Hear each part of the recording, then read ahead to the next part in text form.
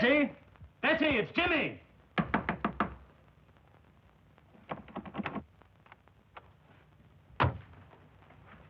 Mr. Durham, something's happened to Betty. Force the door open.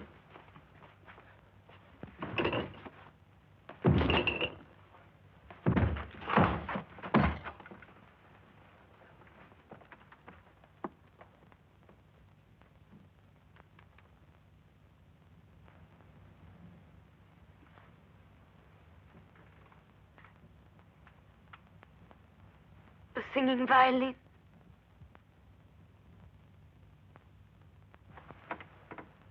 Betty, darling.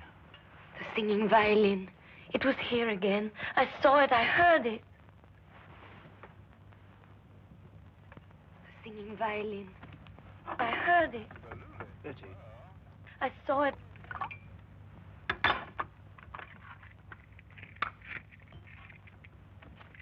Give her one of these. It's the sedative Dr. Marino left for her.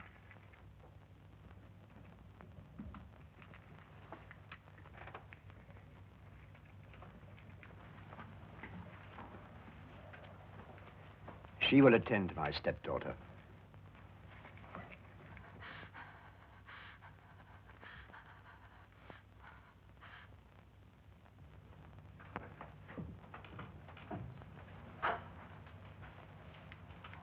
Perhaps you wondered, Reynolds, why I invited you to my home as my weekend guest. I thought our coming marriage, Betty's and mine, had something to do with it, sir.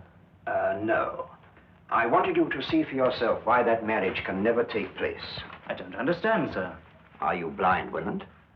After what you've just witnessed, don't you realize that my stepdaughter is losing her mind? She never told me. Naturally. Dancing skeletons, headless men, and tonight, a singing violin. Surely, sir, it must be merely her imagination. Nightmares. But she insists the things that she sees are real. Positive proof of incipient dementia precox.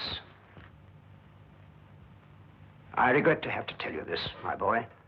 My doctor informs me that in a matter of weeks, if not days, Betty must be certified as hopelessly mad.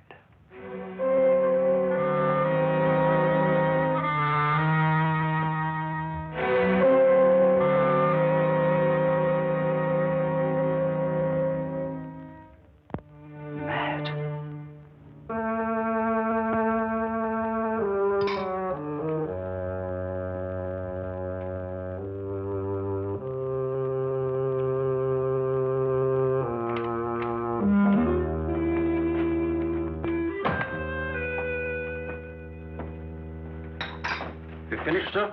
Yes. Get out the Thompson file, Wilkins. You know that hatchet killer. Yes, sir. Mr. Holmes did a neat bit of work on that case, don't you think, sir? Might I remind you, Wilkins, that Scotland Yard also worked on that case? Yes, sir. What shall I do with the file, sir? Put it in the case's closed file, of course. Very good, sir. Crime seems to be falling off in London this week, sir. It's been a dull week. Yes, it's so dull, I'm going to do something about it. What, sir? I'm going to visit our old friend Sherlock Holmes. I've noticed that when we've got no crime, he has.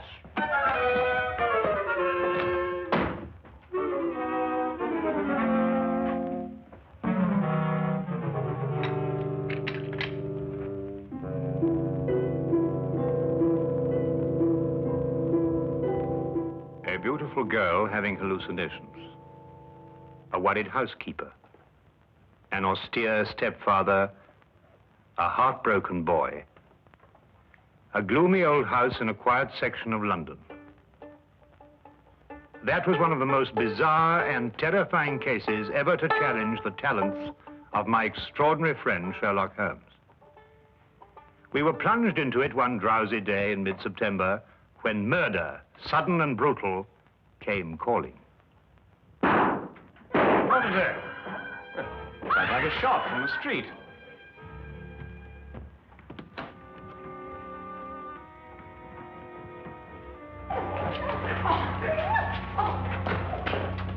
Stand back there. Stand back.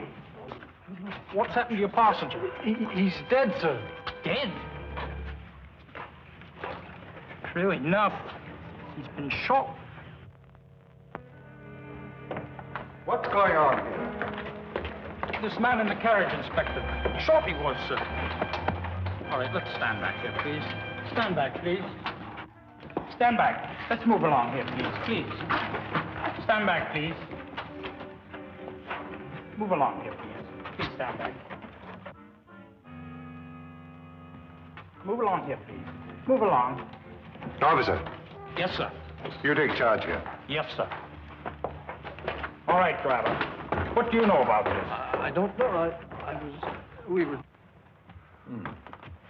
We were about to have a visitor. Where? What do you mean, where? Yes, a young man, but he was murdered before he reached here. Murdered? How do you know?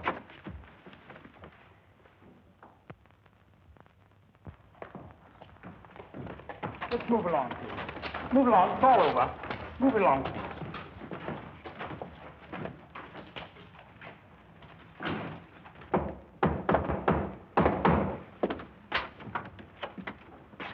Oh, hello, Lestrade. I've been expecting you. I didn't know myself I was coming here until a few minutes ago. I suppose you also know why I came here? Murder. Both Dr. Watson and I heard the shot. I observed part of the proceedings through the binoculars. This was found in his pocket. Sherlock Holmes, 221B Baker Street. He was obviously employed by a tea and spice merchant. The aroma is unmistakable, eh, Watson? Oh, unmistakable. The boy's wallet gave us some further information. His name was James Winant. He lived at number 5 Crestwood Place. He was employed by Stackhurst and Durham, tea and spice merchants. Stackhurst. Stackhurst. Does the name mean something to you, Holmes? Well, it should. Stackhurst and Durham appears in almost every tin of tea sold in England. What was young Winant's business with you, Holmes? Winant. Durham. Ah. I've never heard of Winant before. Were you able to ascertain anything from the cabby? No. One of the passers-by heard him say, "The singing violin." The singing violin? No, that can't mean anything, I'm sure. Can't mean anything, Lestrade. Well, now, of course not. Get your hat, Watson. Well,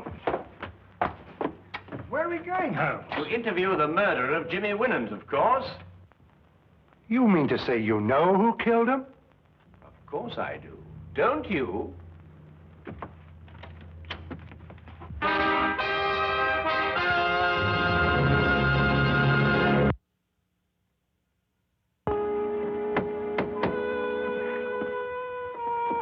Might I inquire who lives in this dreary monument to great wealth? Guy Durham. Durham?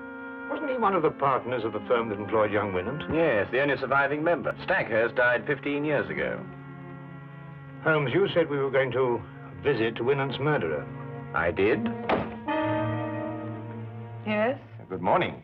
I'm Sherlock Holmes, and this is Dr. Watson. I'd like a word with Mr. Guy Durham. Here is my card.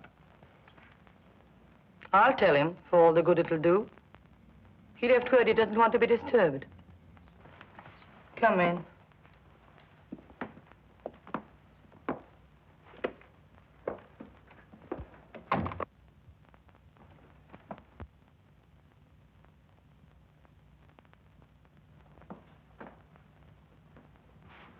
Oh, permit me, madam, to congratulate you on your new position.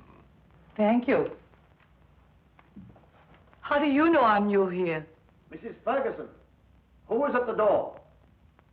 Excuse me.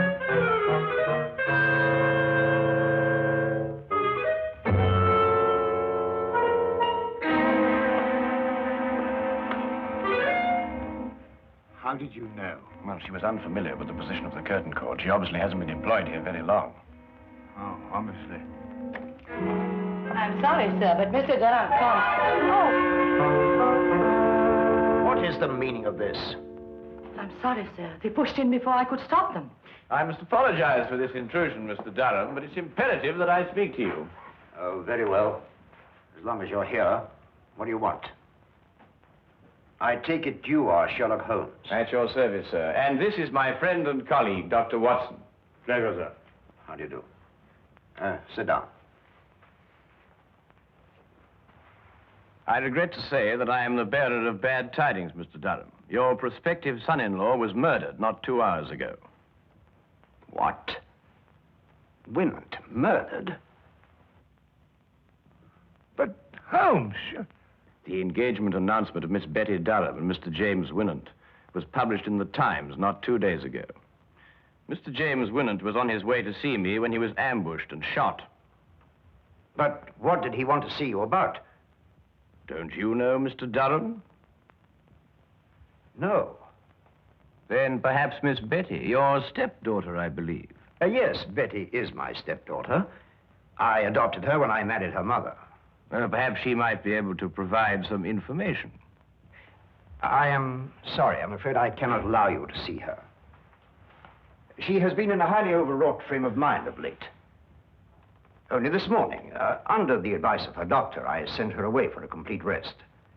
Moreover, it is best under her present mental condition that she should remain in ignorance of Winant's death.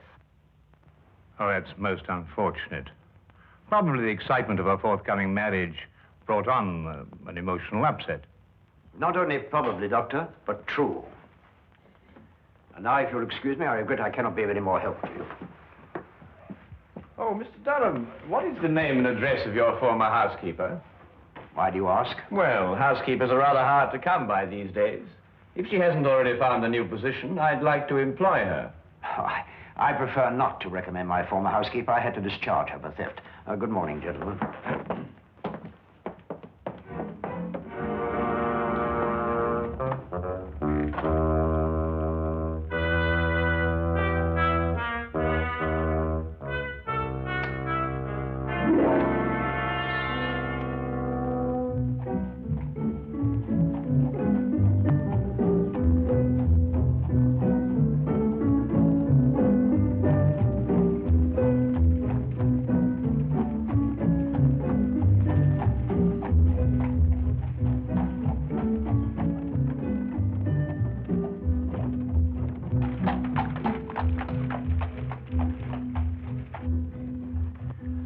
Durham is the murderer, Holmes? Yes. Why are you so sure? Well, 15 years ago, Horace Stackhurst died in extremely mysterious circumstances. Stackhurst? Would that be the Stackhurst of Durham's firm? The same.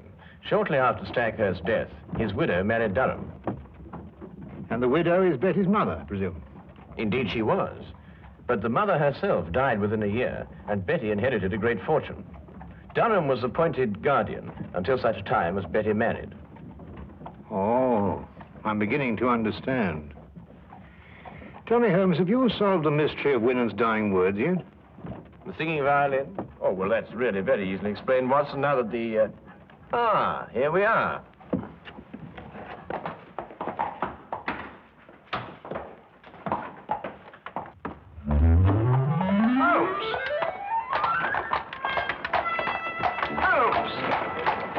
It was just like Holmes to leave me in the middle of an unfinished explanation, bursting with curiosity. But there was nothing I could do about it except wait for his return.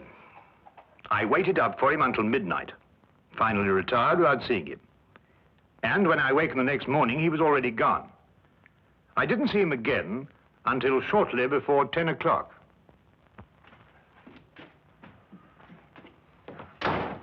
Hello, where have you been? Do you mind going to the window, Watson? What? I've got a surprise for you. Oh. Go on. All right.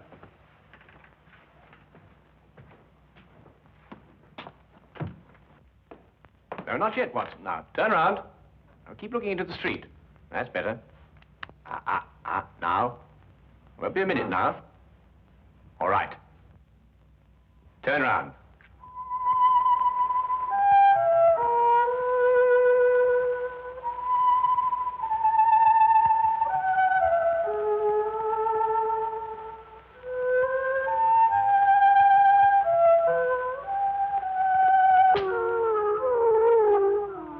Well, what? A singing violin. Well, that's fantastic. Yes, a fiend with a diabolical mind, our Mr. Durham. Soap on the bow so that no sound should come from it, and this. Come along, Watson. Where to? To complete a plan which this time only you can effect. Oh, really? After you.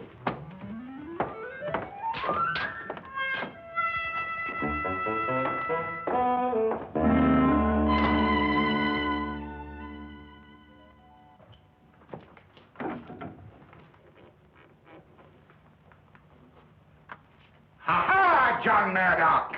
So I found you at last, eh? What? You've been making advances to my wife, and I am going to thrash you within an inch of your life! Wait a minute. You've got the wrong man. Don't you lie to me! I'm not John Murdoch, I tell you. Help! There's a lunatic loose. Oh, so it's a fight you want, is it? I've heard about men like you before. You smiled your last smile, my voyaging vagabond.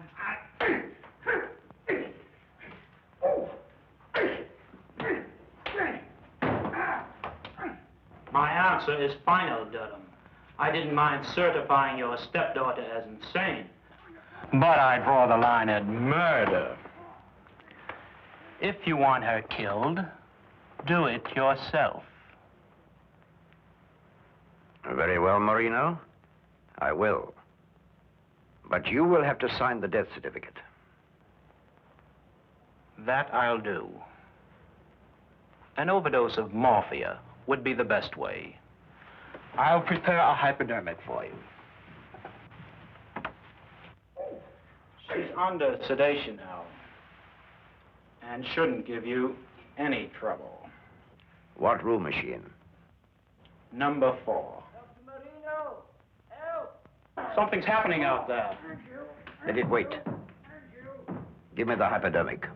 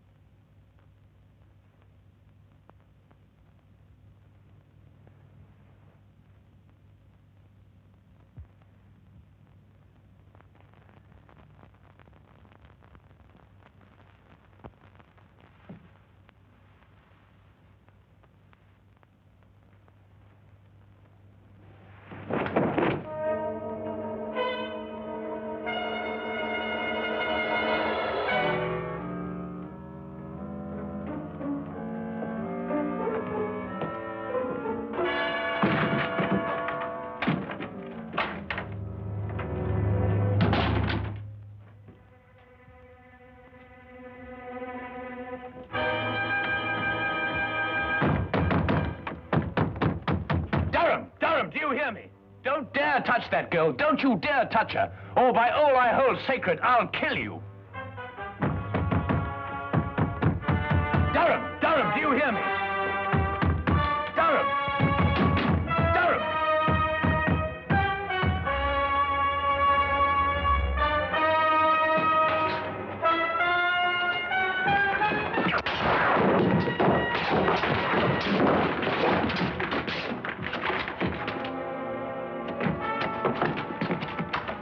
Are you all right, Holmes? The girl, is she all right, Watson? Just drugged. She'll be all right. Well, what kept you so long? Dr. Marino brought up reinforcements. When I came here and answered your summons, I found Dr. Watson fighting with 4 men. Must say he was holding his own. Now, will somebody please tell me what this is all about? Nothing would give me greater pleasure, Inspector. May I introduce Mr. Guy Durham, your murderer? What?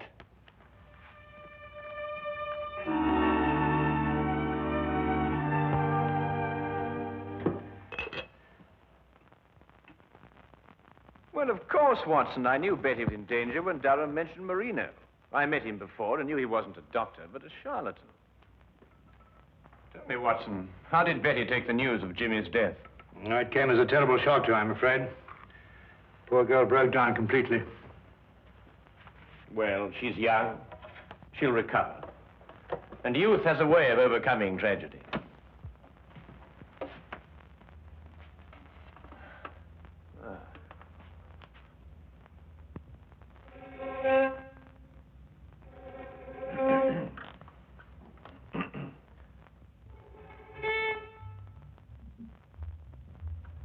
Oh, confound it.